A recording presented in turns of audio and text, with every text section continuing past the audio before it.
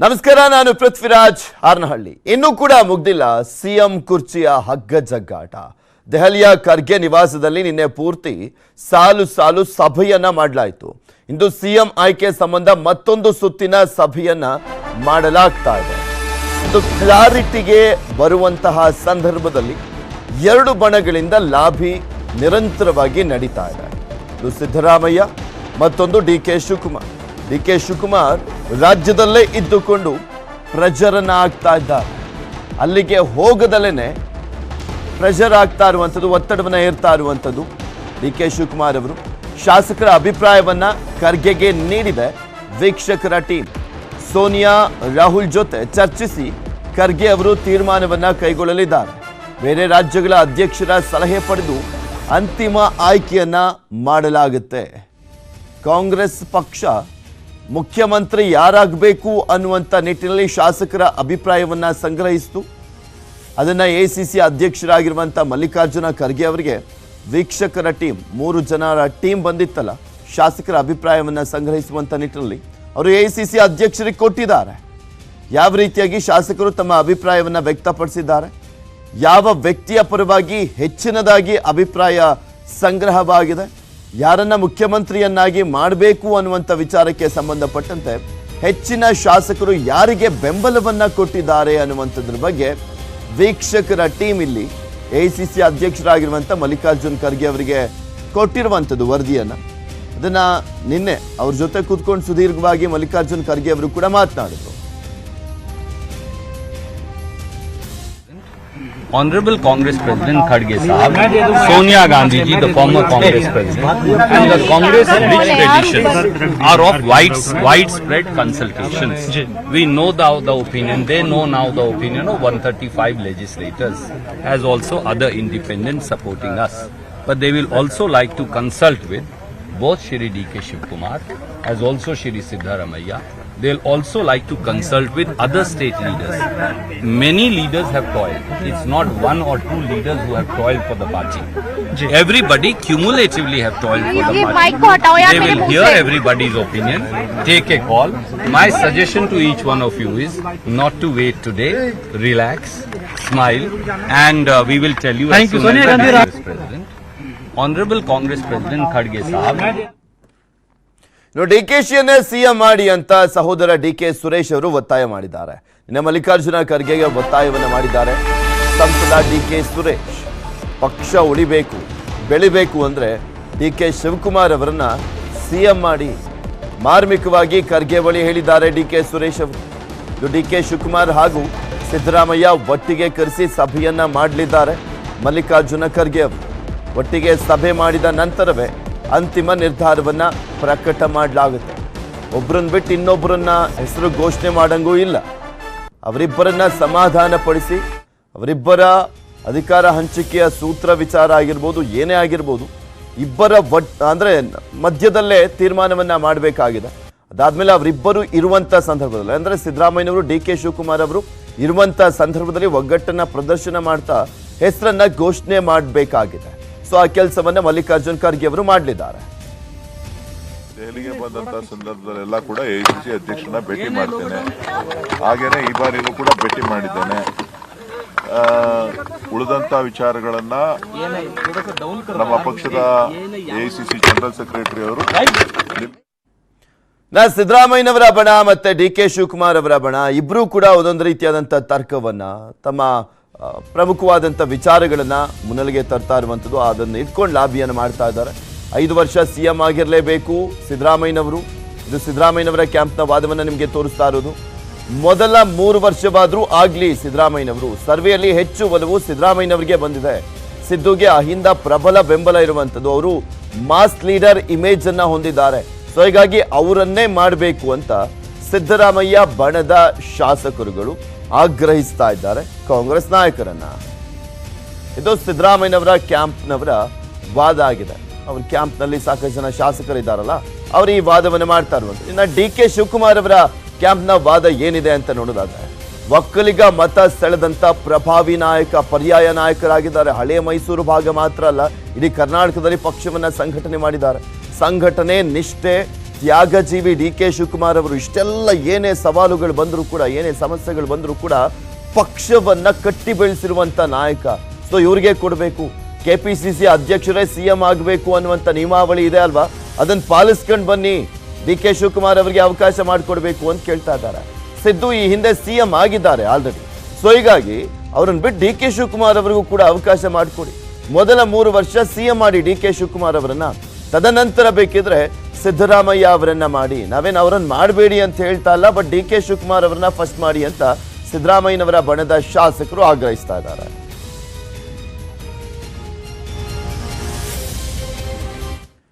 CM ಆಗಿ ಸಿದ್ದರಾಮಯ್ಯ ಆಯ್ಕೆ ಬಹುತೇಕ ಖಚಿತ ಅಂತ ಕೂಡ ಹೇಳಲಾಗ್ತಾ ಇದೆ. ಸಿದ್ದರಾಮಯ್ಯ ಹೆಸರು ಫೈನಲ್ ಮಾಡಿದೆ ಹೈಕಮಾಂಡ್ ಅಂತ ಹೇಳಲಾಗ್ತಾ ಇರುವಂತದ್ದು.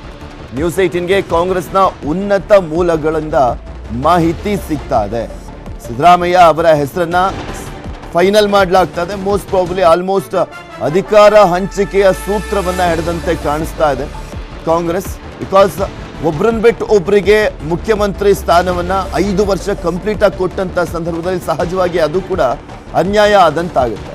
ಇಬ್ಬರೂ ಕೂಡ ಕಾರಣಕರ್ತರು, ಅದರಲ್ಲೂ ಸ್ಪೆಷಲಿ ಪಕ್ಷ ಹೀನಾಯ ಪರಿಸ್ಥಿತಿಯಲ್ಲಿ ಇದ್ದಂಥ ಸಂದರ್ಭದಲ್ಲಿ ಪಕ್ಷವನ್ನ ಕಟ್ಟಿ ಬೆಳೆಸಿದಂಥ ಕೀರ್ತಿ ಡಿ ಕೆ ಶಿವಕುಮಾರ್ ಅವರಿಗೆ ಸಲ್ಲುತ್ತೆ. ಮತ್ತು ಒಂದ್ ಕಡೆ ತನ್ನ ವರ್ಚಸ್ಸಿನಿಂದಲೂ ಕೂಡ ಹೆಚ್ಚಿನ ಸೀಟ್ಗಳನ್ನ ಗೆಲ್ಸ್ಕೊಂಡ್ಬಂದಿರುವಂಥದ್ದು ಸಿದ್ದರಾಮಯ್ಯನವರು. ಸೊ ಫಸ್ಟು ಸಿದ್ದರಾಮಯ್ಯನವರು, ನೆಕ್ಸ್ಟು ಡಿ ಕೆ ಶಿವಕುಮಾರ್ ಅವರಿಗೆ ಅವಕಾಶ ಮಾಡಿಕೊಡುವಂಥ ಎಲ್ಲ ಸಾಧ್ಯತೆ ಇದೆ. ಆಯ್ಕೆಯಾದ ಬಹುತೇಕ ಶಾಸಕರ ಬೆಂಬಲ ಸಿದ್ದರಾಮಯ್ಯನವರಿಗೆ ಸ್ಟಾರ್ಟಿಂಗ್ ಕೊಡ್ಲಿ ಅನ್ನುವಂಥದ್ದು ಇದೆ ಅಂತ ಹೇಳಲಾಗ್ತಾ ಇರುವಂಥದ್ದು. ಸಿದ್ದರಾಮಯ್ಯ ಅವರೇ ಸಿಎಂ ಆಗಲಿ ಎಂದಿದ್ದಾರಂತೆ ರಾಹುಲ್ ಗಾಂಧಿ ಅವರು ಕೂಡ. ಇಂದು ಎಲ್ಲರ ಅಭಿಪ್ರಾಯವನ್ನ ಪಡೆದು ಘೋಷಣೆ ಮಾಡುವಂತ ಎಲ್ಲ ಸಾಧ್ಯತೆ ಇದೆ.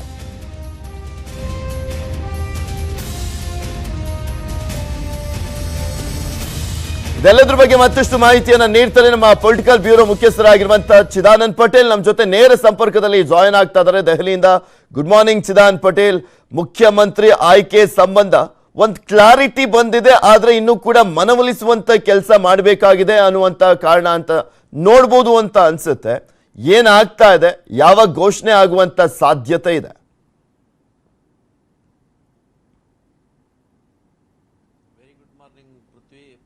ಇವತ್ತು ಸಂಜೆ ಅಂದ್ರೆ ಇವತ್ತು ಅಥವಾ ತಡರಾತ್ರಿ ಒಳಗಡೆ ಕರ್ನಾಟಕ ರಾಜ್ಯದ ಮುಖ್ಯಮಂತ್ರಿ ಯಾರಂತೇಳಿ ಕಾಂಗ್ರೆಸ್ ಹೈಕಮಾಂಡ್ ಅಧಿಕೃತವಾಗಿ ಘೋಷಣೆ ಮಾಡಲಿದೆ. ಈಗಾಗಲೇ 2 ವರ್ಷ ಮಾಜಿ ಮುಖ್ಯಮಂತ್ರಿ ಆಗಿರ್ತಕ್ಕಂಥ ಸಿದ್ದರಾಮಯ್ಯನವರಿಗೆ ಅವಕಾಶವನ್ನು ಕೊಡುವಂಥದ್ದು ಈಗಾಗಲೇ ಹೈಕಮಾಂಡ್ ತೀರ್ಮಾನ ಮಾಡಿರುವಂಥದ್ದು. ಅಧಿಕೃತ ಘೋಷಣೆಯೊಂದೇ ಬಾಕಿ.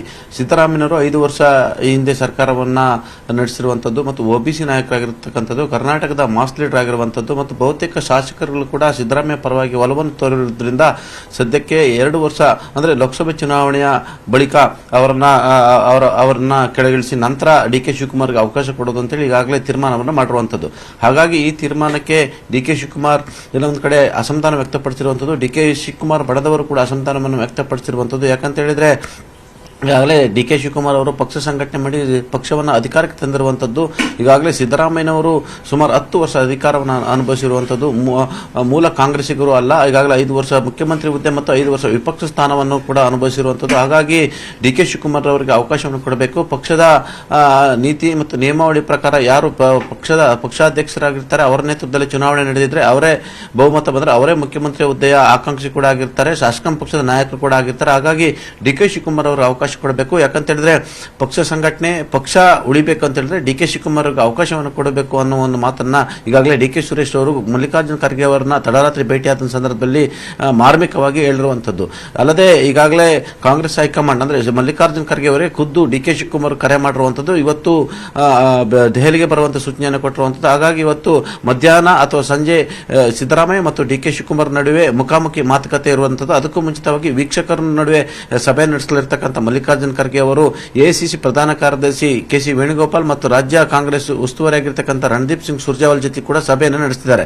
ನಂತರ ಇವತ್ತು ಸಂಜೆ ಎಐಸಿಸಿಯ ಮಾಜಿ ಅಧ್ಯಕ್ಷ ಆಗಿರ್ತಕ್ಕಂಥ ಸೋನಿಯಾ ಗಾಂಧಿ ಅವರು ಸಿಮ್ಲಾದಿಂದ ವಿಶ್ರಾಂತಿಗೆ ಹೋಗಿರ್ತಕ್ಕಂಥ ಸಿಮ್ಲಾದಲ್ಲಿದ್ದಾರೆ.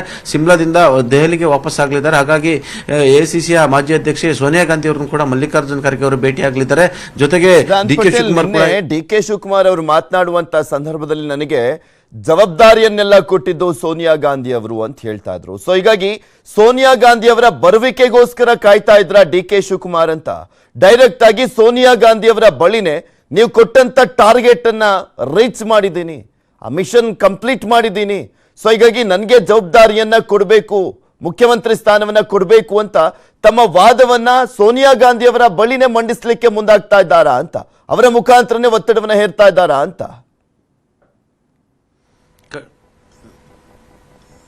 ಖಂಡಿತವಾಗಿಯೂ ಸೋನಿಯಾ ಗಾಂಧಿ ಬರುವಿಕೆಯನ್ನ ಡಿ ಕೆ ಶಿವಕುಮಾರ್ ಕಾಯ್ತಿರುವಂತದ್ದು. ಅವರು ನಿನ್ನೆ ಕೂಡ ಶಿಮ್ಲಾದಲ್ಲಿದ್ದರು, ಇವತ್ತು ಮಧ್ಯಾಹ್ನ ನಂತರ ನವದೆಹಲಿಗೆ ಆಗಮಿಸುತ್ತಿದ್ದಾರೆ. ಹಾಗಾಗಿ ಸೋನಿಯಾ ಗಾಂಧಿಯವರೇ ಅವರ ಅಂತಿಮವಾದ ಹೋಪ್ ಆಗಿರುವಂತದ್ದು. ಯಾಕಂತಂದ್ರೆ ಸೋನಿಯಾ ಗಾಂಧಿ ಅವರಿಗೆ ಡಿ ಕೆ ಶಿವಕುಮಾರ್ ಮೇಲೆ ಎಲ್ಲ ಒಂದು ವಿಶೇಷವಾದ ರಾಜಕೀಯವಾಗಿ ಪ್ರೀತಿ ಇರತಕ್ಕಂಥದ್ದು. ಡಿ ಕೆ ಶಿವಕುಮಾರ್ ಅವರು ಐಟಿ ಕೇಸ್ನಲ್ಲಿ ಜೈಲಿಗೆ ಹೋದಂತ ಸಂದರ್ಭದಲ್ಲೂ ಕೂಡ ತಿಹಾರ್ನ ಜೈಲಿಗೆ ಹೋಗಿ ಬಂದು ಅವ್ರನ್ನ ಭೇಟಿಯಾಗಿ ಸಾಂತ್ವನ ಹೇಳಿದಂಥ ಸೋನಿಯಾ ಗಾಂಧಿ ಅವರು. ಹಾಗಾಗಿ ಸೋನಿಯಾ ಗಾಂಧಿ ಅವರು ಎಲ್ಲ ಒಂದು ಕಡೆ ನನ್ನ ಮೇಲೆ ಅಂತಿಮವಾಗಿ ಕರುಣೆಯನ್ನು ತೋರ್ಬೋದು ಮತ್ತು ವಿಶ್ವಾಸವನ್ನು ತೋರ್ಬೋದು. ಹಾಗಾಗಿ ಸೋನಿಯಾ ಗಾಂಧಿ ಅವರಿಗೆ ಸೂಚನೆಯನ್ನ ಕೊಡಬಹುದು ಎಂಬ ಒಂದು ಆಸೆ ಕೂಡ ಡಿ ಕೆ ಶಿವಕುಮಾರ್ ಅವರಿಗೆ ಇರುವಂತದ್ದು. ಹಾಗಾಗಿ ಸೋನಿಯಾ ಗಾಂಧಿ ಬರುವಿಕೆಯನ್ನ ಇದೀಗ ಡಿ ಕೆ ಶಿವಕುಮಾರ್ ಅವರು ಕೂಡ ಕಾಯ್ತಾ ಇದ್ದಾರೆ. ಜೊತೆಗೆ ಮಲ್ಲಿಕಾರ್ಜುನ್ ಖರ್ಗೆ ಅವರು ಕೂಡ ಡಿ ಕೆ ಶಿವಕುಮಾರ್ ಸೋನಿಯಾ ಗಾಂಧಿ ಅವರು ನವದೆಹಲಿಗೆ ಬಂದ ಕೂಡಲೇ ಚರ್ಚೆ ಮಾಡಲಿಕ್ಕೆ ಈಗಾಗಲೇ ಕಾಯ್ತಿರುವಂಥದ್ದು. ಇದಕ್ಕೂ ಮುನ್ನ ಇವತ್ತು ಸಭೆಗಳ ಮೇಲೆ ಸಭೆಗಳು ನಡೀತಿದ್ದಾವೆ. ಈಗಾಗಲೇ ಸಿದ್ದರಾಮಯ್ಯ ಪರವಾಗಿ ಅನೇಕ ಶಾಸಕರು ಬ್ಯಾಟಿಂಗ್ ಅನ್ನ ಮಾಡ್ತಿದ್ದಾರೆ. ಮತ್ತೊಂದು ಕಡೆ ಡಿ ಕೆ ಶಿವಕುಮಾರ್ ಪರವಾಗಿ ಅವರ ಸಹೋದರ ಸೇರಿದಂತೆ ಅನೇಕ ಶಾಸಕರು ಕೂಡ ಮಲ್ಲಿಕಾರ್ಜುನ್ ಖರ್ಗೆ ಅವರನ್ನು ಭೇಟಿಯಾಗಿ ಮಾತುಕತೆಯನ್ನು ನಡೆಸುತ್ತಿರುವಂಥದ್ದು. ಡಿ ಕೆ ಶಿವಕುಮಾರ್ ಅವರನ್ನ ಮುಖ್ಯಮಂತ್ರಿ ಮಾಡಬೇಕಂತೇಳಿ ಒತ್ತಾಯ ಮತ್ತು ಒತ್ತಡವನ್ನು ಹಾಕ್ತಿರುವಂಥದ್ದು. ಹಾಗಾಗಿ ಇವತ್ತು ವೀಕ್ಷಕರ ಜೊತೆ ಮಲ್ಲಿಕಾರ್ಜುನ್ ಖರ್ಗೆ ಅವರು ಎರಡನೇ ಹಂತದ ಸಭೆಯನ್ನು ನಡೆಸಲಿದ್ದಾರೆ. ನಂತರ ಪ್ರಮುಖ ನಾಯಕರ ಸಭೆಯನ್ನು ನಡೆಸಲಿದ್ದಾರೆ. ಸಭೆ ಎಲ್ಲ ಆದ್ಮೇಲೆ ಇವತ್ತು ಸಾಧ್ಯವಾದರೆ ರಾಹುಲ್ ಗಾಂಧಿ ಅವರನ್ನ ಭೇಟಿಯಾಗಲಿದ್ದಾರೆ ಅಂತ ಹೇಳಲಾಗ್ತಿದೆ. ರಾಹುಲ್ ಗಾಂಧಿ ಭೇಟಿಯ ನಂತರ ಸೋನಿಯಾ ಗಾಂಧಿ ಅವರು ಕೂಡ ಇವತ್ತು ಮಧ್ಯಾಹ್ನದ ನಂತರ ನವದೆಹಲಿಗೆ ಆಗಮಿಸಿದ ನಂತರ ಸೋನಿಯಾ ಗಾಂಧಿ ಅವರನ್ನ ಅಗತ್ಯ ಬಿದ್ದರೆ ಸ್ವತಃ ಮಲ್ಲಿಕಾರ್ಜುನ್ ಖರ್ಗೆ ಅವರು ಭೇಟಿಯಾಗಿ ಕರ್ನಾಟಕದ ವಸ್ತುಸ್ಥಿತಿ ಮತ್ತು ರಾಜಕೀಯ ಪರಿಸ್ಥಿತಿ ಮತ್ತು ಸಿದ್ದರಾಮಯ್ಯ ಮತ್ತು ಡಿ ಕೆ ಶಿವಕುಮಾರ್ಗೆ ಯಾರಿಗೆ ಬೆಂಬಲ ಮತ್ತು ಯಾರನ್ನ ಮುಖ್ಯಮಂತ್ರಿ ಮಾಡಬೇಕಂತ ಹೇಳಿ ಚರ್ಚೆಯನ್ನು ನಡೆಸಲಿದ್ದಾರೆ. Prithvi. Okay, thank you Chidan Patel ನಿಮ್ಮೆಲ್ಲ ಮಾಹಿತಿಗಾಗಿ.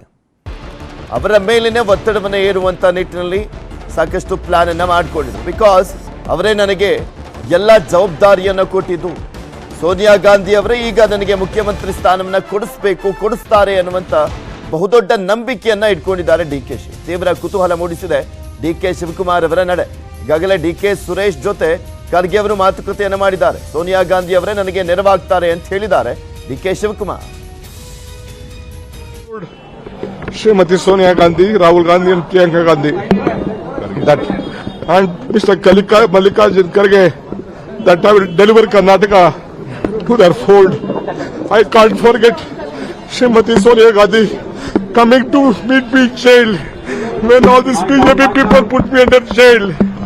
So I rather choose to be in jail than having an office. That is the confidence what Gandhi family and the Congress party in the entire country restored on me. I assured. ಸಿದ್ದರಾಮಯ್ಯನವರು ಈಗ already ಲಾಬಿಯನ್ನು ಮಾಡ್ತಾ ಇರುವಂಥದ್ದು, ಅವರ ಪರವಾಗಿರುವಂತಹ ಶಾಸಕರು ಒಂದ್ ಕಡೆ ಹೋಗ್ಬಿಟ್ಟು ಸಿದ್ದರಾಮಯ್ಯನವರಿಗೆ ಕೊಡಬೇಕು ಅಂತ ಕೇಳ್ತಾ ಇದ್ದಾರೆ. ಇನ್ನು ಡಿ ಕೆ ಶಿವಕುಮಾರ್ ಇವತ್ತು ದೆಹಲಿಗೆ ಹೋಗಲಿರುವಂಥದ್ದು.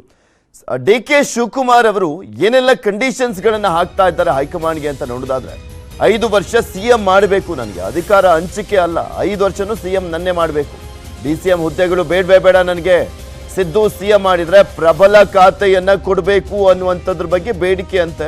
ಸಿದ್ದು ಸಿಎಂ ಲೋಕಸಭೆಯವರೆಗೂ ಮಾತ್ರ, ಸಿದ್ದರಾಮಯ್ಯನವ್ರನ್ನ ಏನಾದರೂ ನೀವು ಸಿಎಂ ಮಾಡಿದ್ರೆ ಲೋಕಸಭೆಯವರೆಗೂ ಮಾತ್ರ ಮಾಡಬೇಕು. ಗೃಹ ಇಲಾಖೆ, ಇಂಧನ, ಜಲಸಂಪನ್ಮೂಲಕ್ಕೆ ಬೇಡಿಕೆಯನ್ನ ಇಟ್ಟಿದ್ದಾರೆ ಅನ್ನುವಂಥದ್ರ ಬಗ್ಗೆ ಮಾಹಿತಿ ಸಿಗ್ತಾ ಇದೆ. ಆಪ್ತರಿಗೂ ಪ್ರಬಲ ಖಾತೆಗಳನ್ನ ಕೊಡಬೇಕು, ನನ್ನ ಬಣದವರಿಗೆ. ರಾಮನಗರ ವಿಚಾರಗಳಲ್ಲಿ ಹಿಡಿತವನ್ನ ಸಾಧಿಸಬಾರದು, ನನಗೆ ಬಿಡಬೇಕು. ಮೇಕೆದಾಟು ಯೋಜನೆ ಪೂರ್ಣಕ್ಕೆ ಸಹಕಾರವನ್ನ ಕೊಡಬೇಕು. ಮಹತ್ವದ ನಿರ್ಧಾರಗಳಲ್ಲಿ ಪರಿಗಣನೆ ಮಾಡಲೇಬೇಕು. ನನ್ನ ಲೋಕಸಭೆ ಟಿಕೆಟ್ ಹಂಚಿಕೆಗೂ ಕೂಡ ಪರಿಗಣನೆ ಮಾಡಬೇಕು ಅಂತ ಕೇಳಿದ್ದಾರೆ ಅಂತ ಹೇಳಲಾಗ್ತದೆ. ಒಟ್ಟಲ್ಲಿ ಅವ್ರು ಸದ್ಯಕ್ಕೆ ಕೇಳ್ತಾ ಇರುವಂಥದ್ದು ಮುಖ್ಯಮಂತ್ರಿ ಸ್ಥಾನ ಬೇಕೇ ಬೇಕು ಅನ್ನುವಂಥ ಪಟ್ಟನ್ನ ಹಿಡಿದಿದ್ದಾರೆ ಡಿ ಕೆ ಶಿವಕುಮಾರ್. ಇದ್ರ ಬಗ್ಗೆ ಇನ್ನಷ್ಟು ಮಾಹಿತಿಯನ್ನ ನೀಡ್ತಾರೆ ನಮ್ಮ ಪ್ರತಿನಿಧಿ ಮುನಿರಾಜು. ಡಿ ಕೆ ಶಿವಕುಮಾರ್ ಅವರ ಮನೆ ಮುಂಭಾಗದಿಂದ ನೇರ ಸಂಪರ್ಕದಲ್ಲಿ ಜಾಯಿನ್ ಆಗ್ತಾ ಇದ್ದಾರೆ. ಮುನಿರಾಜು, ಎಷ್ಟೊತ್ತಿಗೆ ಹೋಗ್ತಾರೆ ಡಿ ಕೆ ಶಿವಕುಮಾರ್ ಅವರು ದೆಹಲಿಗೆ? ಸೋನಿಯಾ ಗಾಂಧಿ ಅವರನ್ನ ಮೀಟ್ ಮಾಡಲಿದ್ದಾರೆ ಅನ್ನುವಂಥದ್ರ ಬಗ್ಗೆ ಮಾಹಿತಿ ಇದೆ.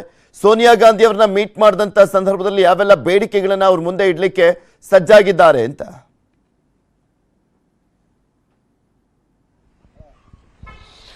ಪೃಥ್ವಿ, ಇವತ್ತು 8:30 ಸುಮಾರಿಗೆ ಡಿ.ಕೆ. ಶಿವಕುಮಾರ್ ಅವರು ದೆಹಲಿಗೆ ತೆರಳೋದಕ್ಕೆ ಮುಂದಾಗ್ತಾ ಇದ್ದಾರೆ. ಯಾಕಂದ್ರೆ ಈಗಾಗಲೇ ಸಿದ್ದರಾಮಯ್ಯ ಅವರು ಸಹ ಒಂದು ದೆಹಲಿಗೆ ಭೇಟಿ ನೀಡಿ ಅಲ್ಲಿ ಒಂದು ಸಿಎಂ ಸ್ಥಾನವನ್ನು ತನಗೆ ಕೊಡಬೇಕು ಅಂತೇಳಿ ಒಂದು ಬಿಗಿ ಪಟ್ಟನ್ನ ಹಿಡಿದಿರುವಂತದ್ದು.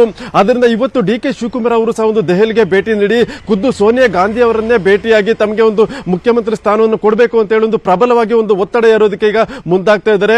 ಯಾಕಂದ್ರೆ ಕಷ್ಟದ ಸಮಯದಲ್ಲಿ ಪಕ್ಷವನ್ನ ತನ್ನ ಮಡಿಲಿಗೆ ಹಾಕಿದ್ರು, ನಾನೀಗ ಪಕ್ಷವನ್ನ ಮುನ್ನಡೆಸಿದ್ದೇನೆ ಮತ್ತೆ ಅಧಿಕಾರಕ್ಕೆ ತರುವಲ್ಲಿ ಸಹ ಯಶಸ್ವಿಯಾಗಿದ್ದೇನೆ ಅಂತೇಳಿ ಡಿ.ಕೆ. ಶಿವಕುಮಾರ್ ಅವರದ್ದು ಹೇಳ್ತಾ ಇದ್ರು. ಆದ್ರಿಂದ ಈ ಬಾರಿ ಏನು ಪಕ್ಷ ಸಂಪೂರ್ಣ ಬಹುಮತವನ್ನು ಪಡ್ಕೊಂಡಿದೆ, ಅದರಿಂದ ತನಗೆ ಒಂದು ಅವಕಾಶವನ್ನು ಕೊಡಬೇಕು ಅಂತೇಳಿ ಒಂದು ಹೈಕಮಾಂಡ್ ಮೇಲೆ ಒಂದು ಒತ್ತಡ ಇರೋದಕ್ಕೆ ಈಗ ಡಿ.ಕೆ. ಶಿವಕುಮಾರ್ ಅವರು ಮುಂದಾಗ್ತಾ ಇದ್ದಾರೆ.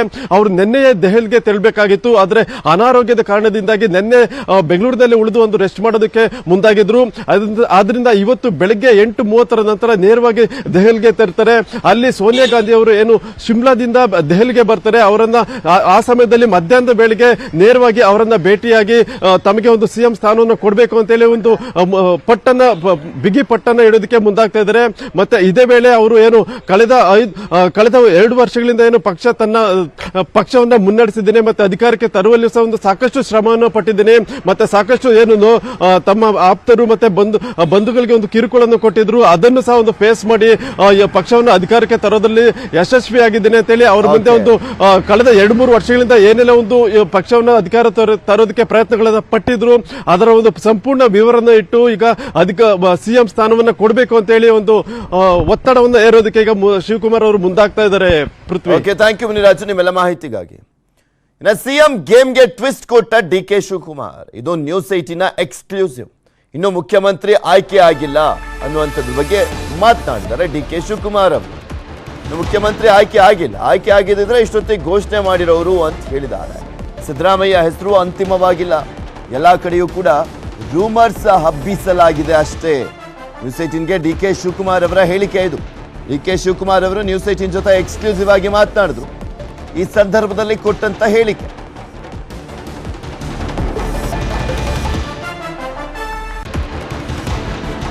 Sir, now you're the KPCC president. There's a lot of messages going around saying the decision has been made, there is a formula, various other things you would have heard. What is your clarification on that, sir? I'm sure the party would talk to you.